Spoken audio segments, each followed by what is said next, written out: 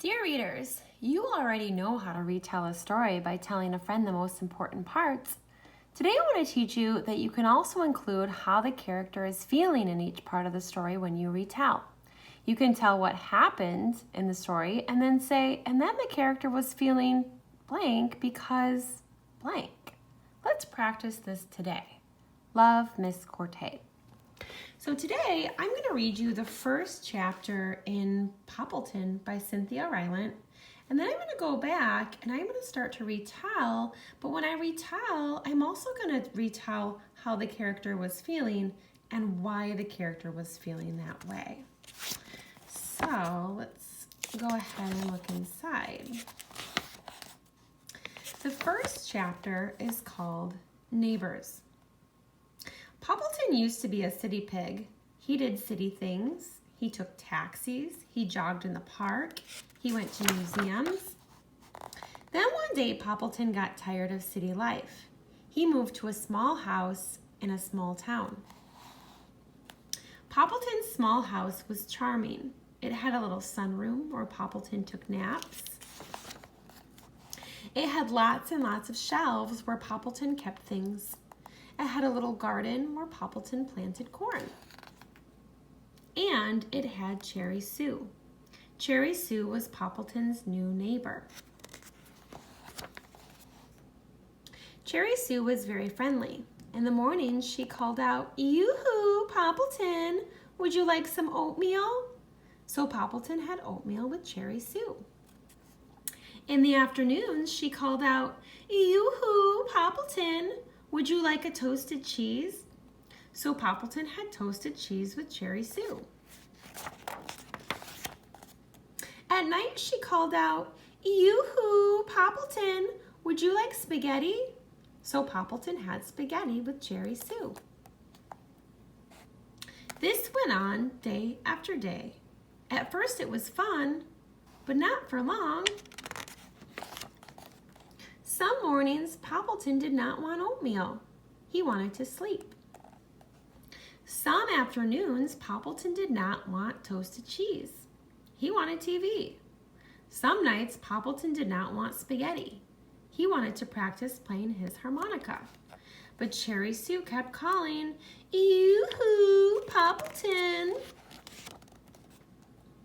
One day when he was watering his lawn, Poppleton couldn't take it anymore. When Cherry Sue stuck her head out of the window and yelled, "Yoo-hoo, Poppleton!" Poppleton soaked her with the hose. "Poppleton!" cried Cherry Sue, dripping.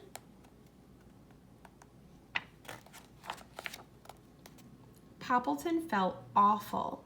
He ran to get a towel for Cherry Sue. "I'm sorry, Cherry Sue," said Poppleton. "I just got so sick of toasted cheese and spaghetti and oatmeal. Sometimes I just like to be alone." "You too?" asked Cherry Sue. "I kept inviting you over because I didn't know how to stop inviting you over," she said. "I thought it might hurt your feelings." Then Poppleton soaked himself with the hose. They laughed and laughed. Poppleton and Cherry Sue were best friends from then on. Okay, now I'm going to go back and I'm going to start retelling. And I'm going to make sure that I include how the character is feeling and why. And I'm going to start, but then you're going to finish and do the rest on your own. Remember, I'm only telling the most important parts. Well, Poppleton used to be a city pig, but he got tired of the city because he was doing the same thing over and over and he wanted a quieter life. So then he moved to a new house and he did lots of things. Well, then he finally met his neighbor, Cherry Sue. And at first, he felt really happy that he met Cherry Sue because he had someone to eat with and to hang out with.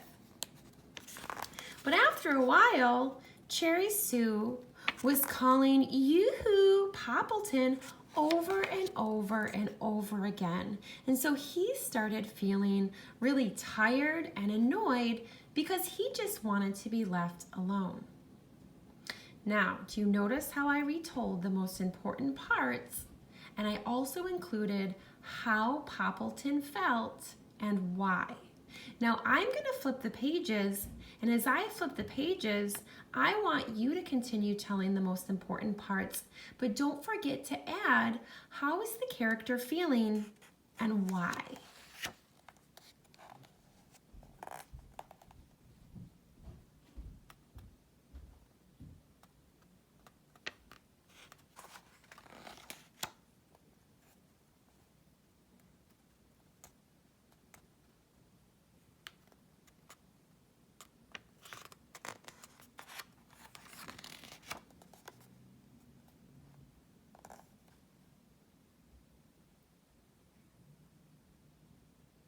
All right, good job, boys and girls. So remember, today and every day when you read, you're going to retell the most important parts of the story, but you're also going to include how the character is feeling in each part and why they are feeling that way.